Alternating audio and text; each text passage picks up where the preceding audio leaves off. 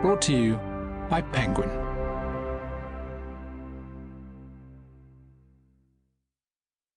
The Mabinogion, translated with an introduction by Geoffrey Gantz, read by Gwyneth Keyworth. Both for ease of listening and because it contains details of the plot, we've placed the introduction to this Penguin classic at the end of the audiobook. The Mabinogion. Pwyll, Lord of Dyfed. Pwyll, while confined entirely to the south of Wales, comprises three distinct parts. The plot of the first parallels that of an Irish tale.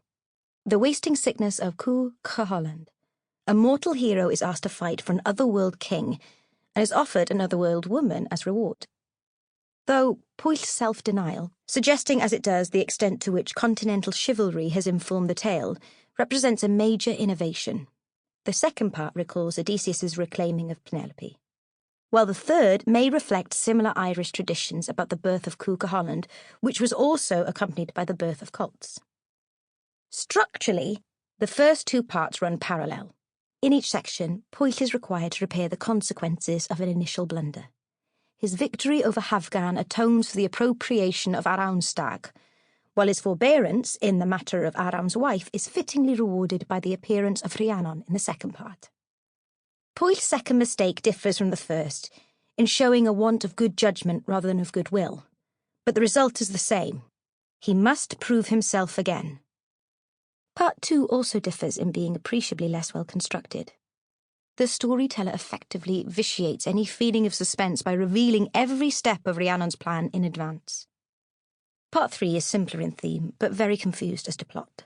Possibly, at an earlier stage, Rhiannon was accused of giving birth to a foal, hence her bizarre punishment and the confusion over Teirnon's cults.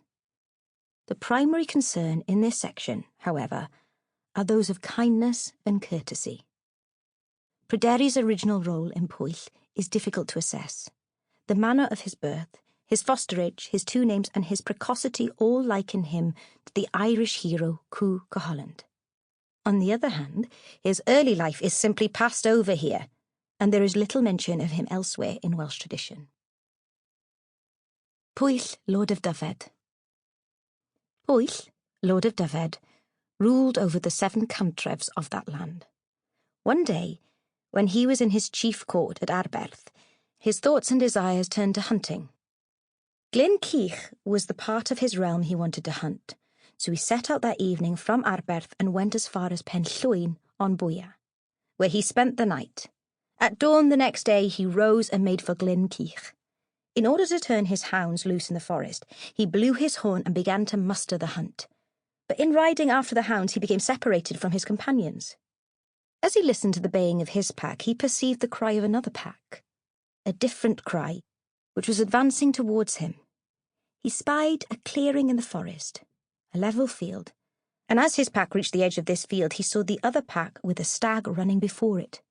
And near the centre of the clearing, this other pack overtook the stag and brought it down. Pwyll at once remarked the pack's colour. Without bothering to look at the stag, for no hound he had ever seen was the colour of these, a dazzling, shining white with red ears. And as the whiteness of the dog shone, so did the redness of their ears. Even so, he approached and drove off the strange hounds and baited his own upon the stag. As Pwyll was about this, he saw beyond the other pack a rider approaching on a great dapple-grey horse, wearing a hunting horn round his neck and a hunting dress of greyish-brown material. This horseman rode up to him and said, "Chieftain, I know who you are, but I will not greet you." "Well," replied Pwyll, "perhaps your rank prevents you doing so." "God knows it is not the degree of my rank which prevents me." "What else, chieftain?" asked Pwyll. "Between me and God," said the stranger, "your own rudeness and discourtesy." "Chieftain, what discourtesy have you seen in me?" "In no man have I seen greater discourtesy than driving away the pack which has killed a stag and baiting one's own pack upon it. That was your discourtesy, and though I will take no vengeance, between me and God, I will dishonour you to the value of 100 stags." "Chieftain." Sample complete. Ready to continue?